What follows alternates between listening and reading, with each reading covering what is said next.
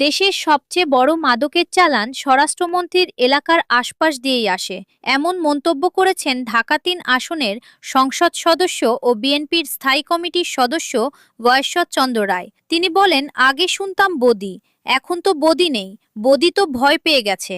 এখন ওখানকার দায়িত্বটা কে নিয়েছে? বাড়ির আশপাশের লোকজনকে স্বরাষ্ট্রমন্ত্রীর তো চেনা কথা।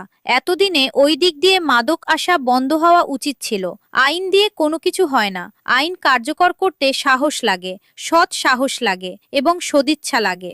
শনিবার ২৭ জুন জাতীয় সংসদে ২০২৬ থেকে ২৭ অর্থবছরে প্রস্তাবিত বাজেটের ওপর সাধারণ আলোচনায় অংশ নিয়ে এসব কথা বলেন গয়েশ্বর চন্দ্র রায়। এদিকে অন্তর্বর্তী সরকারের সাবেক উপদেষ্টা মাহফুজ আলম সামাজিক যোগাযোগ মাধ্যম ফেসবুকে একটি রহস্যময় পোস্ট শেয়ার করেছেন। পোস্টে তিনি ভ্রাতৃঘাতী সংঘাত এড়িয়ে সর্বোচ্চ ঐক্য গড়ে তোলার আহ্বান জানান।